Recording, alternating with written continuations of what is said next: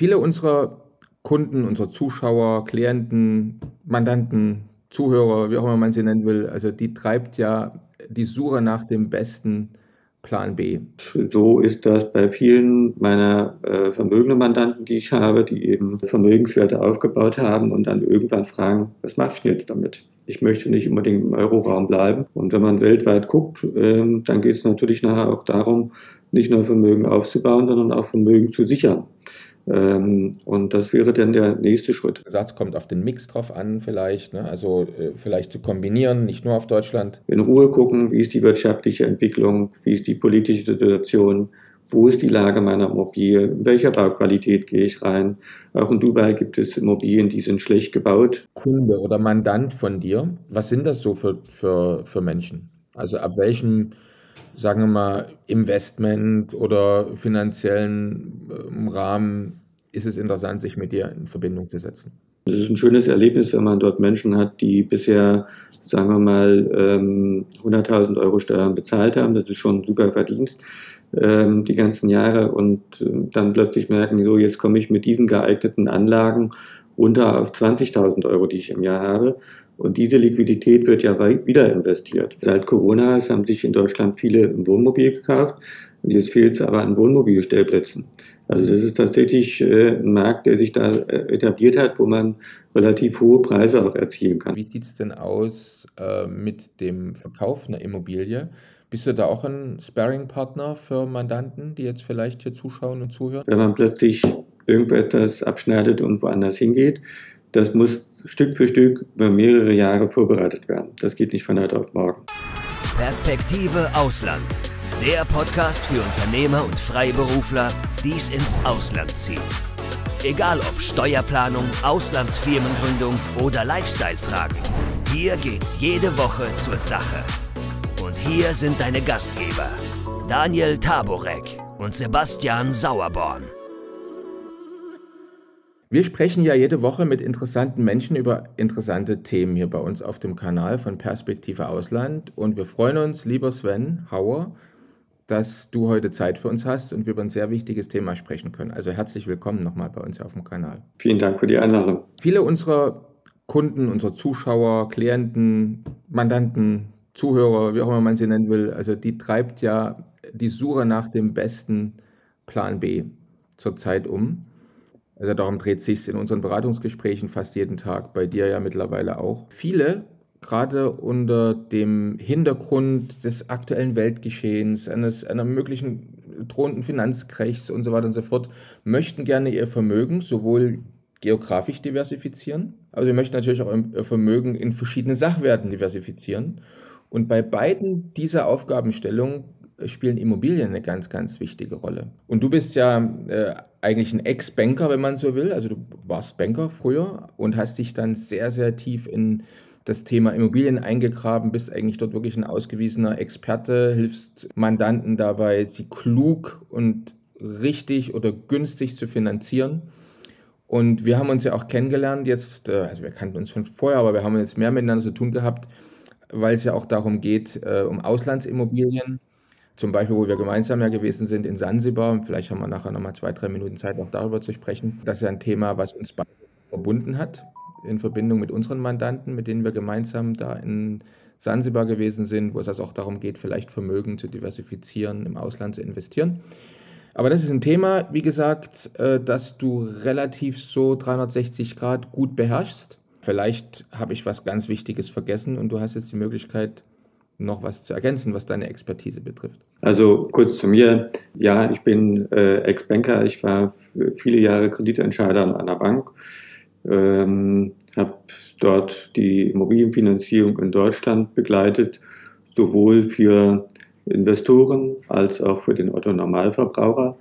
Habe 2002 eine Bankenplattform aufgebaut, die es ermöglicht, heute 588 Banken deutschlandweit miteinander zu vergleichen, wo man salopp sagen kann, ein Kunde gibt seine Rahmendaten ein und bekommt dann eine Info, wo ist er finanzierbar und wer macht den besten Preis. Und natürlich heißt das Volumen bündeln und alle Kunden sorgen dafür, dass jeder einen besseren Preis bekommt, als wenn er selbst alleine mit der Akte unterm Arm losläuft. Das ist ein bisschen Unternehmerdasein. Ich habe also mehrere Firmen und Firmenbeteiligungen in der Zwischenzeit, bin selbst in der Immobilienentwicklung aktiv gewesen und habe also auch einige Immobilien im Bestand. Warum? Weil letztendlich das Sachwerte sind und die Inflation sorgt auch dafür, dass sich die Immobilie automatisch entschuldet. Und das bedeutet, irgendwann hat man nach 10 Jahren steuerfrei einen Ertrag dort stehen, der nennenswert ist und den kann man weiter investieren. Und so ist das bei vielen meiner vermögenden Mandanten, die ich habe, die eben Vermögenswerte aufgebaut haben und dann irgendwann fragen, was mache ich denn jetzt damit? Ich möchte nicht unbedingt im Euroraum bleiben, weil es zunehmend unsicher wird. Man merkt das auch an den Wechselkursen. Beispiel Schweizer Franken in Euro. Wenn man sich den mal anguckt, hat er sich in den letzten 5 Jahren zu Lasten des Euros dramatisch entwickelt, dass wir also deutlich weniger dafür kriegen für den Euro-Wechselkurs. Gibt es auch im Dollar und im Euro ähnliche Entwicklungen. Und da gibt es viele, die sich dann schon die Frage stellen, wo bringe ich das denn hin? Wofür fällt der denn nicht so stark? Und das kann man eben machen, indem man sich Bankverbindungen im Ausland anschafft, indem man sozusagen lernt von den Reichen, sage ich immer, die auf der Yacht unterwegs sind und eben weltweit wissen, wo kann ich Geld parken, wo kann ich Unternehmen gründen, wo zahle ich weniger Steuern, wo habe ich meine zweistelligen Mietrenditen, die ich erziele, die sind dann eben in Shanghai, Bahamas oder in New York und haben da Unternehmen oder Objekte. Und das muss man sich einfach mal wieder vor Augen führen, als Weltbürger sich zu sehen und nicht nur regional in Deutschland verwurzelt zu sein. Und in der Zwischenzeit sehe ich die Welt sicherer an als nur Deutschland allein betrachtet. Da müssen wir wissen, wo. Ja, das ist das Thema, was uns da ein Stück verbindet in dem Segment.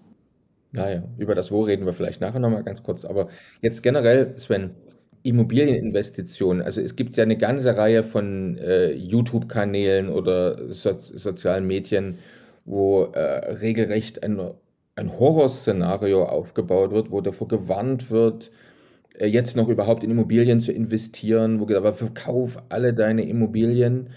Um ganz ehrlich zu sein, also einigen unserer Mandanten, die ins Ausland umziehen wollen, raten wir das auch, aus bestimmten Gründen dann. Das hat dann meistens was mit dem Gesamtkonzept zu tun.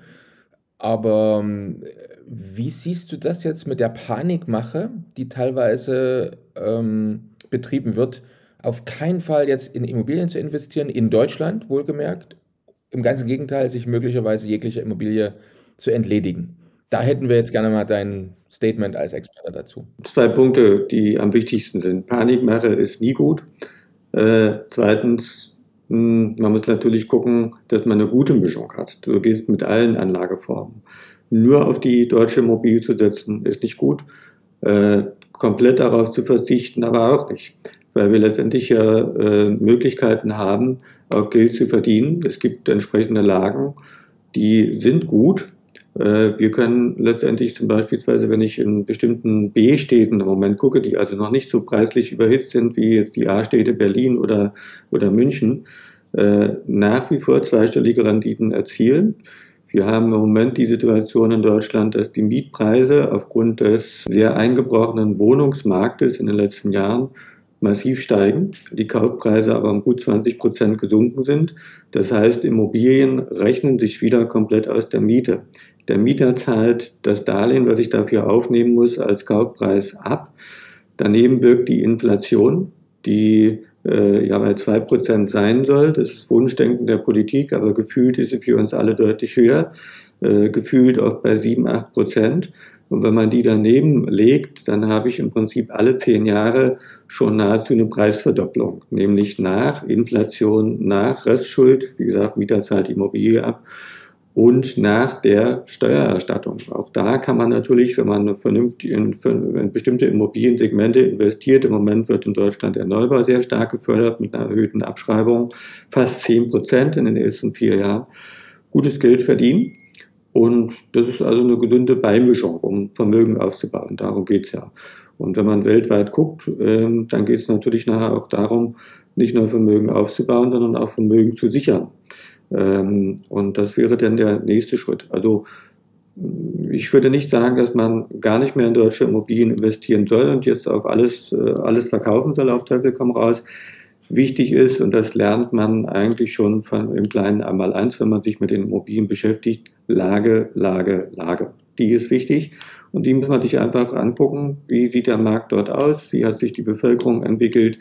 Wie sehen die Mietentwicklungen aus? Wie sehen die Arbeitslosenquote aus? Wie sind die Bodenpreise? Wie haben sich die Kaufpreise entwickelt? Da gibt es diverse Analyseprogramme, die wir dafür nutzen, um so ein Investment beraten zu können. Haben Banken leider nicht. Ich verstehe mich da eher als Architekt in dem Segment, weil in Deutschland gibt es diese Berufssparte fast gar nicht. In der Schweiz nennt man das Vermögensarchitekten.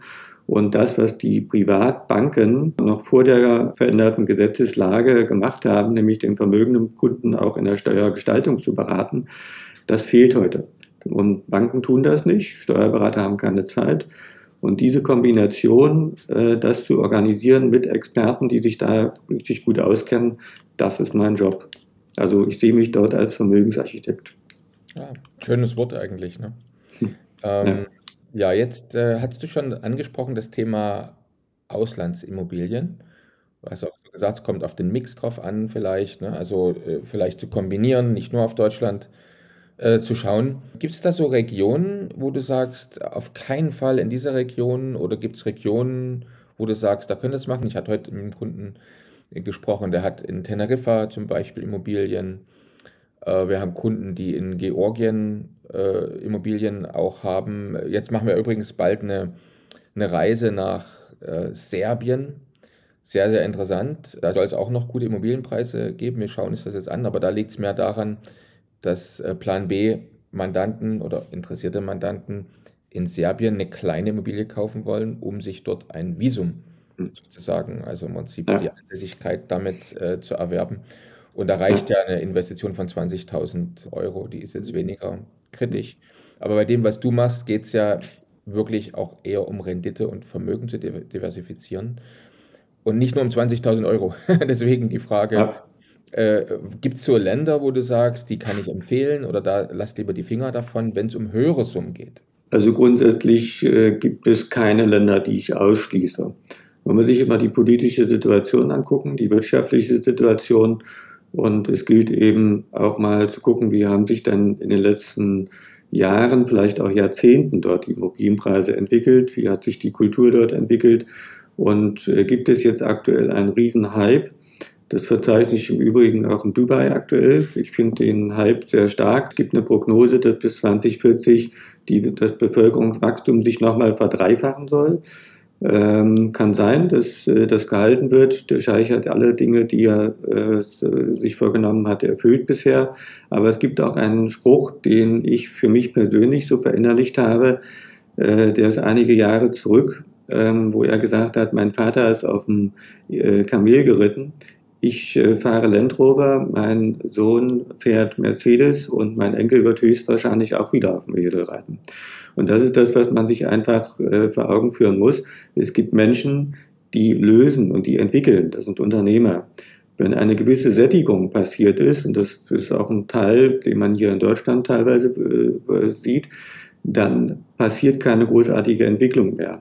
Und da muss man natürlich aufpassen, dass diese Renditen irgendwann natürlich deutlich kleiner werden. Es gibt heute sehr viele Verkäufer in Dubai. Da muss man auch aufpassen, gilt auch weltweit so, aufpassen, dass man nicht an Leute gerät, die nur alles schön reden und sagen, ist alles super toll. Es gibt keine negativen Punkte. Es gibt immer eine Kehrseite. Und die muss ich halt wissen. Und ist das dann ein Punkt, wo ich sage, okay, mit dem Risiko kann ich leben? Oder sage ich, nee, da kann ich nicht mehr ruhig schlafen, dann ist das auch nicht die richtige Gegend oder Anlage, wo ich jetzt reingehe. Und wichtig ist immer, nicht nur was vom Prospekt zu kaufen, sondern sich eben auch Land und Leute vor Ort anzugucken. Und dann weiß ich, wohin es hingeht. Also ich nehme mal ein Beispiel vorweg, wo wir uns getroffen haben, nämlich auf Sansibar.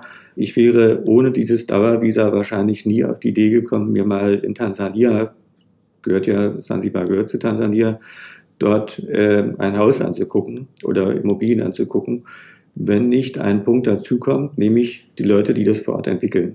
deutsche Projektentwickler bauen eine deutsche Stadt mit deutscher Qualität, Wirtschaftsentwicklung pro Jahr 7% plus, Immobilienpreise, die sich pro Jahr um gut 10% erhöht haben, Mietrenditen im zweistelligen Bereich zwischen 15 und 30%, je nachdem, wo ich eine Lage dort habe. Das ist schon eine Hausnummer, die man betrachten sollte.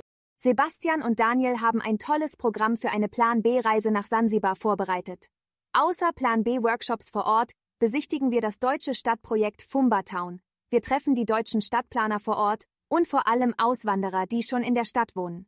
Ihr habt also Gelegenheit, euch direkt vor Ort zu informieren, wie es wäre, dort zu leben. Oder warum Fumba Town eine Investition wert ist. Man bekommt ja hier schon ab 90.000 € Investition ein permanentes Visum für 6 Personen. Und natürlich besichtigen wir auch die historische Altstadt und fahren zum Puderzuckerstrand an die Ostküste. 4 Übernachtungen und Halbpension haben wir euch eingeplant, aber ihr könnt natürlich selbst noch verlängern. Ihr müsst nur euren Flug buchen. Direktflüge gibt es zum Beispiel von Frankfurt oder Zürich. Wir freuen uns, dich in Sansibar zu treffen. Wenn du Fragen hast, schreibe Daniel eine E-Mail oder ruf einfach an. Und dann kommt natürlich das politische Risiko dazu. Im Moment gibt es da keins. Und ich finde, dass das Regionen sind, die nicht so sehr stark an der Weltbühne sind. Und meine private Meinung ist, ich gehe nie in die A-Regionen rein, sondern immer in die B-Regionen, weil die einfach ein kleineres Risiko haben und oft ein größeres Wachstum für die Zukunft. Und da sehe ich Tansania auch als B-Region, vergleichbar, sagen wir mal, Mauritius, die 5 Jahre weiter sind. Da sind die Preise eben schon deutlich höher. Und ich glaube, dass das auf Sansibar so sein könnte, dass man dort dieses Preisniveau irgendwann einholt. Und das sind so Betrachtungsweisen, die man einfach sich angucken muss. Also nie in Panik verfallen, in Ruhe gucken, wie ist die wirtschaftliche Entwicklung, wie ist die politische Situation, wo ist die Lage meiner Immobilie, in welcher Bauqualität gehe ich rein.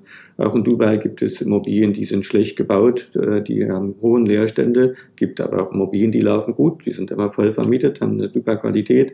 Und das muss ich mir vor Ort angucken. Dann kann ich entscheiden, wo gehe ich rein. Kann ich nur zustimmen, dem, was du gerade wunderschön zusammengefasst hast. Jetzt hast du vor uns dieses schöne Wort Vermögensarchitekt ins Spiel gebracht. Welche Bausteine außer Immobilien, also sagen wir mal ein Teil vielleicht in Deutschland, ein Teil im Ausland oder in mehreren Ländern, welche anderen Bausteine findest du denn besonders wichtig jetzt bei der Vermögensdiversifizierung oder ja, beim Konzept, das eigene Vermögen zu schützen oder weiter aufzubauen? Also ein ganz großer Baustein hier in Deutschland ist im Moment die Steuergestaltung. Wir erleben viele Kunden, die letztendlich ihre Immobilien in den ersten 10 Jahren privat gekauft haben. Warum? Weil sie da natürlich den größeren Hebel haben, um Steuern zu sparen.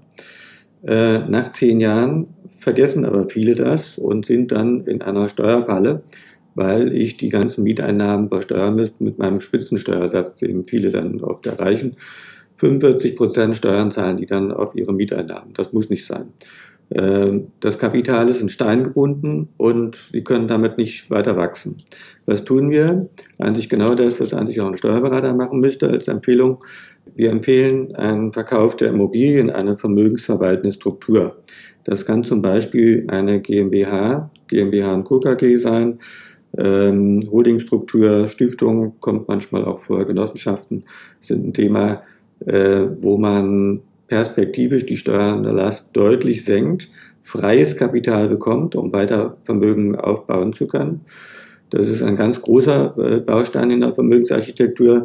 Und wenn man dann das freie Kapital hat, viele dann oft auch im zweistelligen Millionenbereich, dann kommen natürlich die Fragen, was mache ich denn damit? Ich kenne keinen, der dann einfach sagt, jetzt kaufe ich mir eine Privatyacht oder ein Privatjet, weil das sind alles Unternehmer, die haben das nicht irgendwo ererbt, sondern das sind Menschen, die haben das erarbeitet und die gehen ganz anders mit diesen Vermögenswerten um. Die investieren häufig wieder und da gucken sie natürlich darauf, wo ist es sicher, wo komme ich an mein Geld ran, wie ist es, zu Corona-Zeiten haben wir das erlebt, komme ich aus dem Land noch raus, kann ich noch Geld abheben. Es gab in Griechenland eine Situation, da bin ich nicht mehr am Geldautomaten an mein Geld gekommen. Da konnte ich pro Tag nur 100 € abheben. wenn Bankenpleiten anstehen. Auch das kann ein Szenario sein, was dazu führt, dass ich einfach mein Vermögen weltweit ein Stück verteilen muss. Also Beispiel physisches Gold ist gut. Es gibt dort Möglichkeiten, insbesondere in Liechtenstein dort im Freizoll-Lager Möglichkeiten zu nutzen, um dort physisch Gold mitzunehmen, ohne keine Mehrwertsteuer zu bezahlen. Singapur ist ein Thema. Die Währung ist komplett mit Gold unterlegt, also zählt zu den sichersten Währungen auf der Welt. Das Schweizer Bankkonto, auch wenn es kein Schweizer Nummernkonto mehr ist nach wie vor wichtig. Ich sehe den englischen Pfund interessant, ist sehr europanah und dennoch etwas außerhalb der europäischen Situation. Auch der Dollar ist nicht ganz uninteressant. Ich habe zum Beispiel privat keine Depotwerte mehr im Euro, sondern nur noch aufgeteilt in Dollar oder Schweizer Franken, weil ich diese Währung in der Zwischenzeit als sicherer halte als den Euro. Das sind Bestandteile. Und dann kommen natürlich auch Immobilien durchaus im Ausland dazu. Also ich habe jetzt selbst eine Immobilie im Ausland gekauft und finde das hochspannend und bin auch da jetzt im Austausch, weitere Immobilien zu entwickeln, weil das ist auch eine Stärke, die ich in meiner Unternehmerzeit hier in Deutschland gelebt habe, also Häuser zu bauen, aufzuteilen und Menschen zu geben, die sozusagen nicht in der Lage sind, an solche Immobilien so vereinfacht ranzukommen, also ein gutes Preis-Leistungs-Verhältnis und Renditemöglichkeiten zu haben und auch in Nischen reinzugehen. Also nicht unbedingt in einen Massenmarkt bei den Riesenbauträgern reinzugehen, die also eine Wohnanlage bauen mit 100 Wohneinheiten und dann bin ich gefangen in einer riesen Eigentümerstruktur. Das wäre nicht mein Part, sondern ich gehe eher in Lücken rein, wo man einen Wohnungsbedarf deckt, der für große Projektentwickler uninteressant ist, aber für die Menschen und auch für die Renditebetrachtung ein sehr wichtiger Punkt ist. In diese Nischen gehe ich oft rein, da hat man die größeren Renditechancen. Sehr interessant. Kannst du mal so ein Beispiel nennen von einer Nische, die da in Frage kommt? Beispiel für jetzt deutsche, österreichische oder Schweizer Zuhörer. Es gibt viele Einfamilienhaussiedlungen. Viele Familien, die eben Häuser gebaut haben oder gekauft haben und mit den Familien dort leben. Jetzt sind die Kinder groß, wir werden alle älter und irgendwann ist das Einfamilienhaus zu groß und man möchte aber gerne, weil man eben Freunde und Bekannte hat, in der Gegend, in dem Umfeld des Einfamilienhauses wohnen bleiben. So, jetzt lässt die Städtebauordnung oft nicht zu, dass man dort Hochhäuser baut oder riesen Wohnanlagen. Und das wäre nämlich für Projektentwickler, für Große interessant. Die werden also eher dort nicht bauen, sondern in Gegenden reingehen, wo nur große Mehrfamilienhäuser stehen. Da wollen aber nicht alle leben. Die möchten gerne in ihrem Umfeld Einfamilienhäuser wohnen bleiben.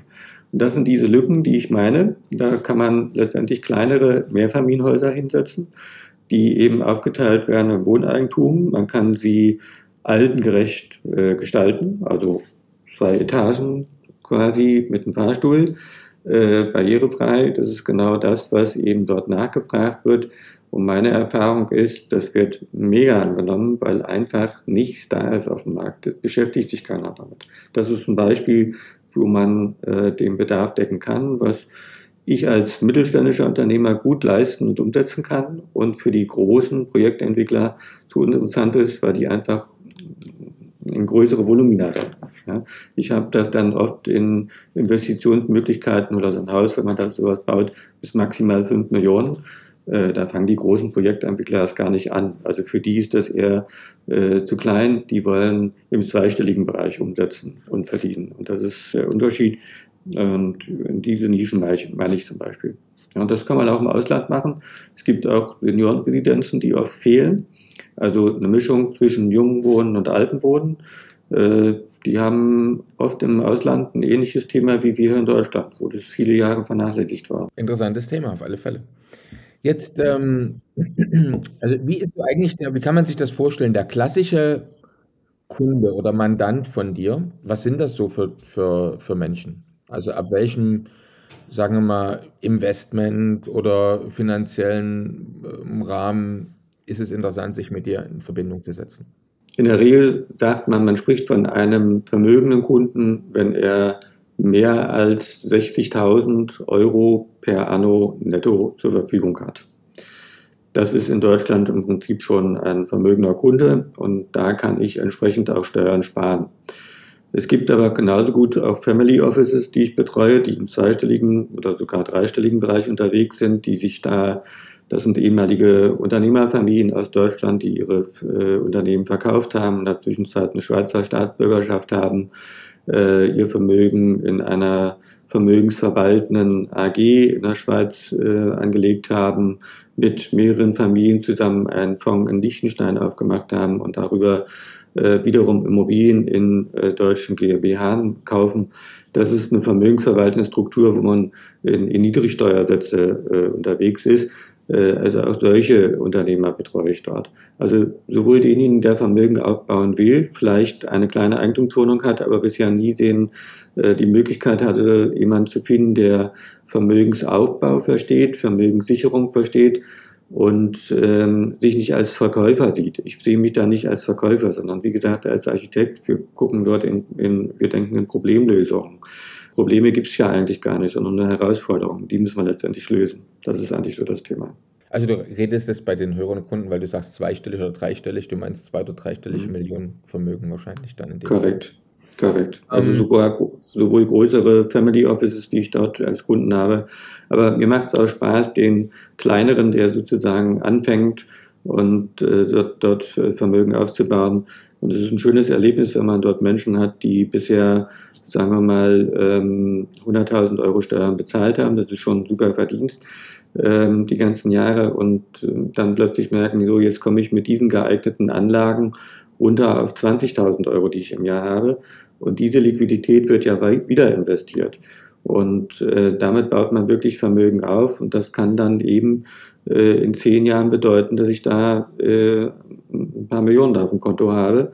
Und viele sind eben dann auch in sozialen Projekten unterwegs, die in diese dann investieren. Also man kann damit viel mehr bewirken mit diesen Bereichen als mit unseren Steuern, die wir an den Staat bezahlen. Da fragen wir uns ja auch manchmal, was wird mit dem Geld eigentlich gemacht? Und oftmals haben wir den Eindruck, es wird viel für Beamtentum ausgegeben, für die Verwaltung, aber wenig für die Entwicklung. Und das bildet ja der Bundeshaushalt in Deutschland auch ab, dass wir hier einen ganz kleinen, minimalen Anteil für die Wirtschaftsentwicklung ausgeben, aber einen riesen Anteil für Arbeit, Soziales und Rüstung. Auch wenn jemand ein lastenfreies Einfamilienhaus hat, das ist Eigenkapital, was in Steinen liegt.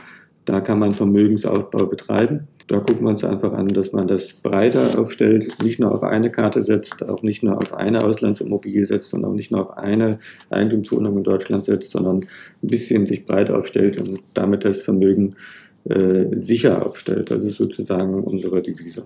Jetzt fällt mir übrigens gerade ein, habe ich mal eine tolle Story gelesen oder vielleicht sogar gesehen in YouTube, also in so einem Video, über so einen jungen Mann, der sich wirklich ein kleines Vermögen aufgebaut hat, indem er Garagen gekauft hat und die Garagen vermietet. Also wirklich also in der Region, wo er so gewesen ist, immer wenn mal wieder eine Garage zum Verkauf stand, vielleicht auch ein bisschen runtergelumpert oder so, ne, wie wir in Sachsen sagen. Und dann hat er die wieder in Schuss gebracht und hat sie dann vermietet und ist ein riesen Garagenvermieter geworden. Also total interessant, wie man mit relativ teilweise geringem Vermögen doch oder Kapitaleinsatz im Immobilienbereich, und eine Garage ist auch eine Immobilie, oder Nischenmarkt, wie du sagen würdest, wie du von uns erzählt hast, ne? Also vielleicht, wo sich die ganz Großen jetzt nie unbedingt so drum kümmern und bemühen würden, aber trotzdem im Laufe der Zeit eben ein kleines Vermögen ansparen kann. Und ich fand das interessant. Ich habe da gelesen, also der junge Mann sagte, das Tolle ist, so eine Garage macht jetzt dem Vermieter oder dem Besitzer weniger Arbeit als eben eine andere Immobilie. Und da hast du keinen Wasserrohrbruch zum Beispiel oder so verschiedene andere Dinge, die da passieren können. Und die Mieter meckern auch nicht so viel und haben irgendwas auszusetzen, was jetzt im Hausbesitzer, der sonst vermietet, eben schon passieren kann. Ne? Immobilie muss für jeden passen und das ist ja dieser Sinn dieser Architektur eben auch, dass wir uns angucken, mit welchen Menschen haben wir das zu tun. Versteht er dieses Thema, kann er solche Bereiche entwickeln. Nicht für jeden passt so ein Garagenhof, aber ja, diese Branche funktioniert insbesondere auch Seit Corona haben sich in Deutschland viele ein Wohnmobil gekauft und jetzt fehlt es aber an Wohnmobilstellplätzen. Also das ist tatsächlich ein Markt, der sich da etabliert hat, wo man relativ hohe Preise auch erzielen kann. Also oftmals werden auch für Wohnmobilstellplätze gut 100, 150 Euro in der Zwischenzeit bezahlt. Das war ein Preis, den hätte man vor Jahren nie bezahlt. Da war dann Parkplatz maximal 30, 40 Euro hat man dafür angesetzt. Aber heute werden da schon ordentliche Renditen erzielt. Aber wie gesagt, die Immobilie muss für jeden passen. Ich würde mir jetzt nicht zutrauen, einen Garagenhof zu kaufen. Das ist viel Arbeit. Geld verdienen geht nun mal auch nicht ohne Arbeit. Und ich bin eher so im wohnwirtschaftlichen Bereich unterwegs, beziehungsweise in einer Nachfragesituation, wenn man sich zum Beispiel Bund und Land anguckt, die entwickeln und brauchen durch ihr Personalwachstum auch oft neue Räumlichkeiten. Und in den Segmenten gibt es genauso wenig wie Wohnraum. Auch da kann man langfristige Mietverträge mit denen abschließen, oft 20, 25 Jahre, und eine vernünftige Rendite erzielen. Also auch das ist eine Nische, ähnlich diesem Garagenhof, was man sich angucken kann. Und letztendlich ist für mich jetzt in dem Segment, wenn ich mit dem Land oder mit der öffentlichen Hand arbeite, das so, das sind jetzt Investments, die möchte ich langfristig halten. Die werde ich also nicht verkaufen. Dann kann ich natürlich auch so einen Mieter einnehmen. Wenn ich kurzfristig wieder verkaufen möchte, ist vielleicht doch eine wohnwirtschaftliche Immobilie einfacher zu verkaufen als so eine Garage oder so ein Gewerbeobjekt. Das muss man einfach betrachten. Passt, wie gesagt, nicht für jeden, was jetzt eben beschrieben ist mit den Renditen. Aber ja, Geld muss Geld verdienen. Wenn man es versteht, dann kann man das in verschiedenen Nischen auch gut machen. Aus meiner Sicht auch in jeder Branche. Wenn man sich damit identifiziert und das mit Leidenschaft macht und dafür brennt, dann kann das in jeder Branche gut funktionieren. Ja? Absolut, kann ich dir nur zustimmen. Jetzt, wenn man über Investitionen in Immobilien spricht, muss man gleichzeitig ja auch mal die andere Seite beleuchten. Also wie sieht es denn aus mit dem Verkauf einer Immobilie? Bist du da auch ein Sparring-Partner für Mandanten, die jetzt vielleicht hier zuschauen und zuhören? Also nehmen wir mal an, bis jetzt hat der ein oder andere gespannt zugehört und sagte, eigentlich will ich ja meine Immobilie loswerden in Deutschland. Also kann man sich da auch an dich wenden? Also ich bin kein Immobilienmakler. Kraft dieser Bankenplattform, die ich aufgebaut habe, wer ist denn da eigentlich der Kunde? Es ist oft nicht der Otto-Normalverbraucher, der sich dort anklickt, sondern es ist der Immobilienmakler oder es ist auch die Hausbaufirma. Das heißt, ich arbeite ja bundesweit in diesem Segment mit unterschiedlichsten Unternehmen zusammen. Und ich höre mir das auf jeden Fall an, wenn ihr dort Mandanten habt, die eben diese Immobilie verkaufen wollen. Und gucke zusammen, was ist diese Immobilie wert. Ich habe dort verschiedene Gutachterportale, das war also schon im Vorfeld, bevor man viel Geld ausgibt und vielleicht so eine Art Ausschließlichkeitserklärung mit dem Makler vor Ort unterschreibt, gucke ich mir an, was ist die Immobilie wert, deckt sich das mit den Vorstellungen, die derjenige hat, oder muss man sich da vielleicht ein bisschen neu einordnen, wie sieht der Markt dort aus, wie haben sich die Mietpreise entwickelt und auch die Kaufpreise, das gebe ich gerne als Analyse mit. Und dann kann man entscheiden, lohnt sich das wirklich dort jetzt zu verkaufen oder warten wir noch, weil in Deutschland wird nämlich auch ein sinkendes Zinsniveau für die nächsten Jahre erwartet. Das kann wieder dazu führen, dass die Preise einfach wieder ein Stück mehr steigen und höher sind. Und wenn das Preisniveau jetzt übereinstimmt, klar, können wir uns auch angucken, was ich da unterstütze, den passenden Makler dazu zu finden, der es dann verkauft. Oder man stellt es vielleicht auch selbst mit diversen Dingen ein und versucht dort regional jemanden zu verkaufen. Also wichtig ist nicht nur jetzt den zu finden, der es verkauft und das in die anderen Hände zu geben, sondern wichtig ist einfach, sich im Plan zu sein, ist das jetzt der richtige Zeitpunkt, in meiner Region die Immobilie zu verkaufen oder warte ich noch und deckt sich das mit den Preisvorstellungen? Wenn es noch nicht der richtige Zeitpunkt ist, dann kann ich eher empfehlen, diese Immobilie zwischenzufinanzieren. Und dann komme ich jetzt wieder nämlich mit dem Finanzierungsteil dort rein, wo wir die Banken vergleichen, wer finanziert dann zu welchem günstigen Zinssatz und kann dann vorübergehend Kapital zur Verfügung stellen. bis zum Verkauf der Immobilie. Das wäre tatsächlich dann die bessere Lösung, wenn wir dazu kommen, dass der Verkauf sich aktuell nicht lohnt und ich einfach zu viel Geld verschenken würde, wenn ich sie jetzt verkaufe. Aber wie gesagt, das müssen wir regional betrachten und lagemäßig betrachten. Das trifft nicht für alle zu als pauschale Aussage. Es gibt auch Regionen, da ist der Marktwert nicht so stark gesunken, sondern steigt sogar schon wieder leicht, und da kann es durchaus Sinn machen, dass man verkauft, und wenn dem so ist, dann hat derjenige auf jeden Fall auch von uns die Information bekommen, ist empfehlenswert oder nicht empfehlenswert, und dann kann man gucken, wie geht man weiter damit um. Ist ja so, Perspektive Ausland. Üblicherweise sprechen wir ja, das müssen wir am Ende auch nochmal klarstellen, mit Personen, die ausgewandert sind, die so über ihre Auswanderungsgeschichte erzählen, wie auch immer. Und Sven, also du hast uns ja auch kennengelernt übers Internet, über unseren Kanal, aber du bist nicht ausgewandert. Du hängst irgendwie noch mit beiden Beinen sozusagen in Deutschland fest, könnte man sagen. Liegt das an Immobilien, die du hast, oder zieht es dich ins Ausland trotzdem? Wenn ja, wo würdest du gerne hin auswandern, wenn es mal so weit wäre? Wo ist denn dein Plan B oder C? Es gibt mehrere Gründe. Das ist sicherlich auch ein Grund, was viele bewegen wird, wenn man darüber nachdenkt. Das eine ist natürlich die familiäre Verwurzelung in Deutschland. Meine Kinder sind jetzt noch im schulpflichtigen Alter.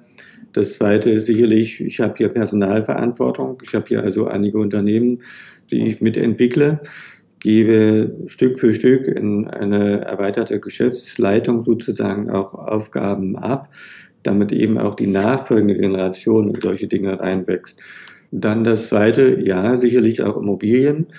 Und wenn man das über viele Jahre mit einem Sicherheitsdenken, ich fand Deutschland vor gar nicht allzu langer Zeit noch deutlich besser von der wirtschaftlichen Entwicklung und sozialen Struktur, als es jetzt heute aktuell ist, dann hat man auch für viele Jahre hier etwas aufgebaut, und es ist halt auch nicht sehr einfach, das Ganze abzuschneiden. Warum?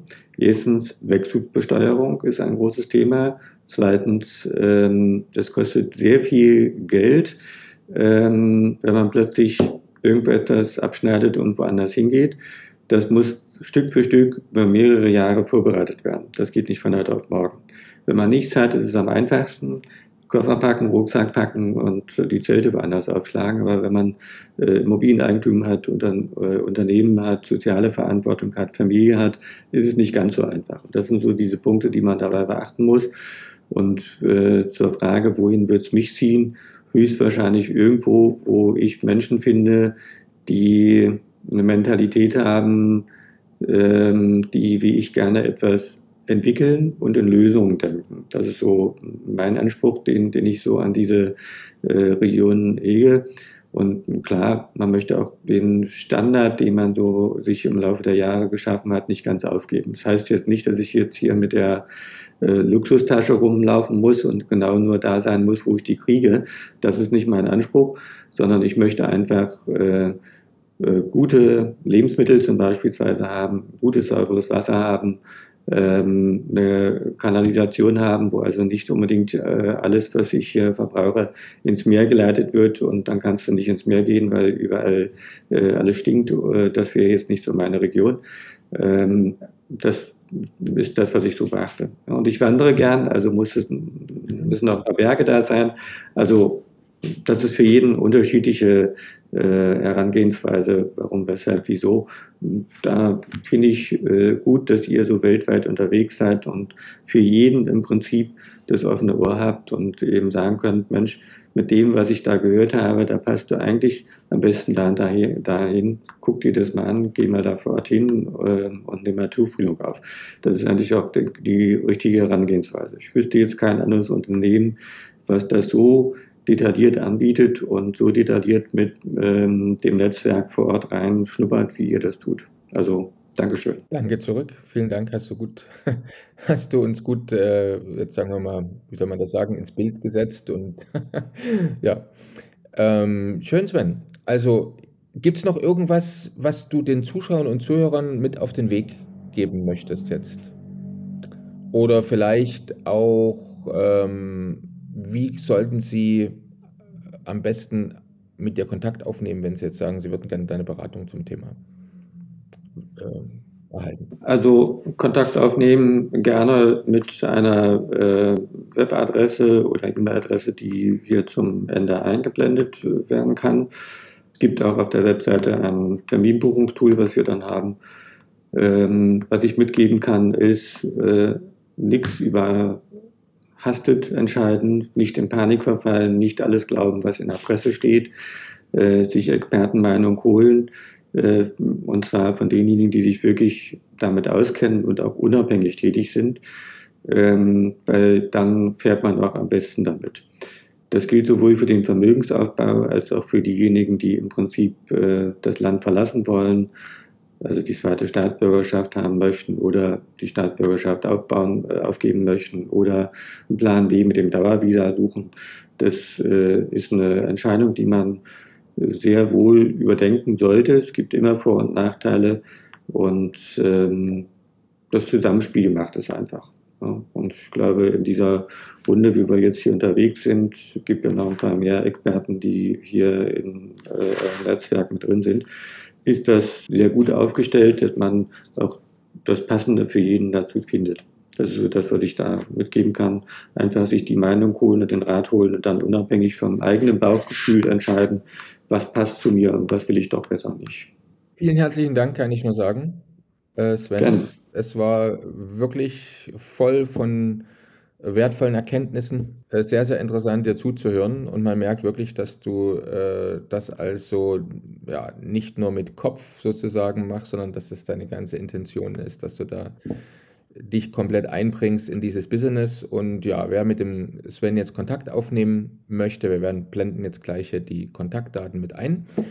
Und ja, ich freue mich schon, dich bald wiederzusehen auf einem wahrscheinlich unserer kommenden Events dann. Und der ein oder andere, der jetzt zuschaut und zuhört, wird dich dort vielleicht auch mit erleben können. Mai sind wir wieder in Zürich beispielsweise, aber wir haben eine ganze Menge andere Seminare und Events geplant, die man auf unserer Webseite perspektiveausland.com/Seminare nachlesen kann. Vielen, vielen herzlichen Dank nochmal, lieber Sven. Dann bis bald. Sehr gerne. Bis bald. Ebenfalls. Vielen Dank. Bist du Unternehmer, Freiberufler oder Investor? Zieht es dich schon lange ins Ausland? Mach heute den ersten konkreten Schritt in eine Zukunft mit mehr Geld und mehr Freiheit. Buche ein Beratungsgespräch mit Sebastian und seinen Kollegen. Unsere Kanzlei unterstützt Mandanten wie dich dabei, deine Steuerlast legal zu reduzieren, Vermögen aufzubauen und zu schützen und deine persönliche Freiheit zu maximieren. Profitiere jetzt von unserem Fachwissen und unserem Netzwerk. Gehe zu mandatierung.com und werde Mandant unserer Kanzlei.